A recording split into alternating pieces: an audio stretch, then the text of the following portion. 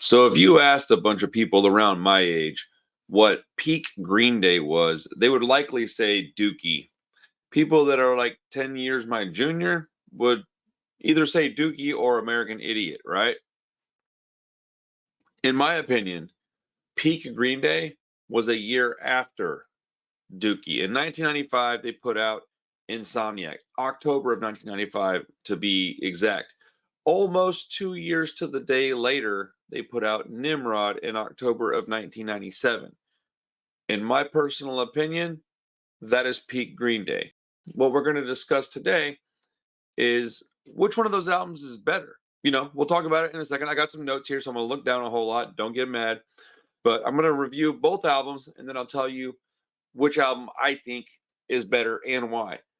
Rob and I just did a top 10 Green Day songs podcast. For some reason, that video got flagged as not appropriate for advertisers. So I'm going to leave a link to that in a pinned comment. If you want to check that video out, it's there. They're just suppressing it for some reason. I don't know. YouTube seems to like to do this to me. Anyways, otherwise, if you like this video, please give us a thumbs up, comment on it, and subscribe to the channel so that you don't miss the stuff that we're uploading even when it gets deemed inappropriate for advertisers, which is ridiculous. Insomniac came out October 10th, 1995. It's 14 songs, 33 minutes in length. And this is what I wrote down when I was listening to the record today. It starts off strong with Armitage Shanks, a classic Green Day track, upbeat, catchy, mid-tempo. It's a really good song. Keeps going with a personal favorite of mine, Brat. It's an anthemic, angsty, catchy, headbanging song. It's a great song. Brat's a classic, dude. The hits keep coming after that with Stuck With Me. I really enjoy the melody change when they get to the hook of the song. I really like it. Never mind. You know the song. You've heard it. It's really good. Geek Stink Breath comes after that. That's a legit banger. It's a classic. Everybody knows Geek Stink Breath. If you don't know, you don't know. If you do, you do, though. Well, if you don't, go listen to the song. You'll really appreciate it. No Pride continues the trend of far above average deep cuts. It's a classic Green Day song, in my opinion. Babs of Oolahoo.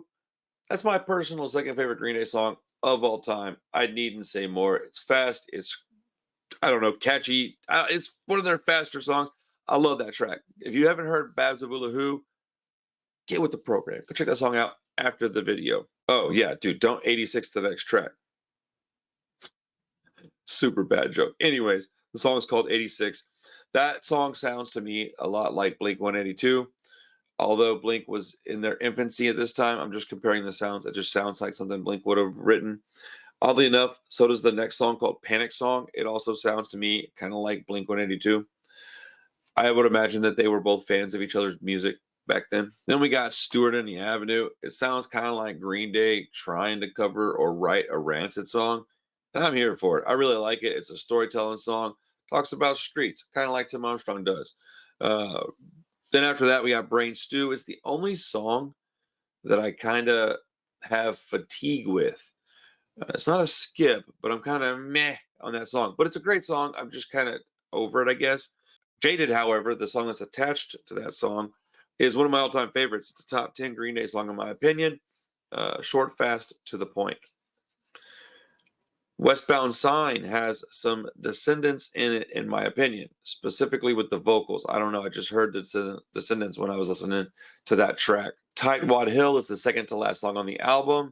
It's another high-quality filler track, really great B-side. And then the album closes out with Walking Contradiction, and that is a fantastic song. It's a great song to end the album with as well because it leaves you kind of wanting more Green Day. I think this album did a really great job with the bookends, the beginning and the end of the album. Starts off strong, catches your attention, keeps you intrigued and paying attention.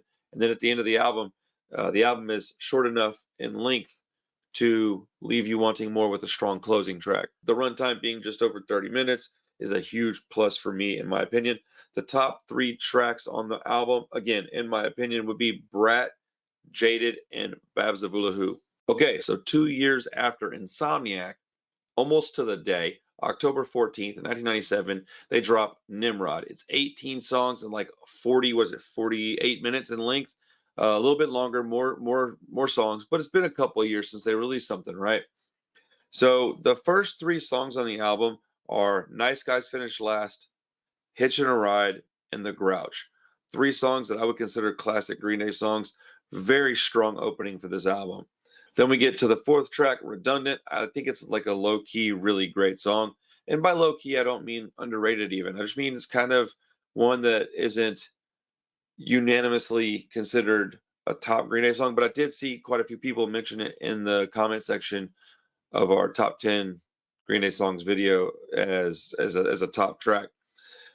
Worry Rock starts off kind of meh, but then the melody and the hook, man, it changes up and it's really, really good. It caught my attention. It pulled me back into the song, and I appreciated that.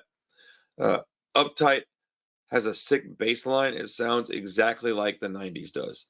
If you want to go figure out what the 90s sound like, go listen to Uptight. For some reason, I forgot to mention before Uptight is Platypus, I Hate You. That's a really good song. I love that track. I just kind of wrote down stuff. I didn't want to write down something for every song. I seemingly did that anyways. Then we get to Last Ride In. It's an unnecessary addition to this record. It's a skip. It ruined a perfect record up to this point. I don't understand that song. It's not good. But you rebound from that song with Jinx. I think that song's really good. It kind of makes me wonder the placement of these songs on the LP, because that could explain some of the song choices, right?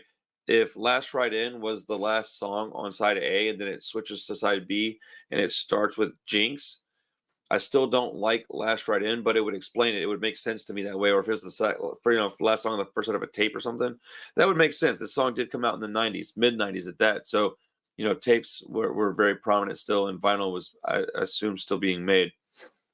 At least not to the degree of CDs or anything, of course. But, Hoshinka is kind of mid, maybe a skip. I don't know. I didn't really feel much for that song. It's unfortunate, though. We were getting to where we were having a really, really great album, and a couple of things kind of, throw that off a little bit.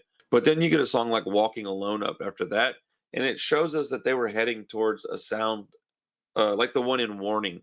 That song very much could have been on Warning, in my personal opinion. I do like the track. King for a Day is one of those songs. It reminds me of one of the sillier songs that NoFX has that I don't like. I don't like the additional instruments. It's just not for me at Green Day. While great musicians and great songwriters, just that one I feel like was a big whiff. Yeah, that's a skip, dude. It makes 3 skips on this album. But then the album ends with, in my personal opinion, the greatest Green Day song ever written. Good Riddance, Time of Your Life. I've explained why I like that song so much. So if you want to check out the video where I do talk about that, again, linked in the pinned comment. But that song is so good that I forgot that there was a song after it. The 18th track, Prosthetic Head. Yeah, it's a good enough song, but it suffers from being after Good Riddance. It's such a classic song. So the top 3 songs, in my opinion, obviously Good Riddance would be the number 1, but The Grouch and All the Time, I love those 3 songs a lot. All the Time has a really, really great chorus and hook. So that ends like the review portion of this little video. I'll give you my opinion and I'll wrap things up for you on which album is the better album. So I feel like it's pretty obvious. With Insomniac, you have 14 songs, 33 minutes, 0 skips. The only blip in that record that isn't perfect is Brain Stew, and it's only because I've got fatigue from the song, so I've heard it too many times. Outside of that, it's still a great song. Then you have Nimrod a couple years later. It's a little bloated. It's got a little fat on it. 18 songs instead of 15, 48 minutes instead of 33.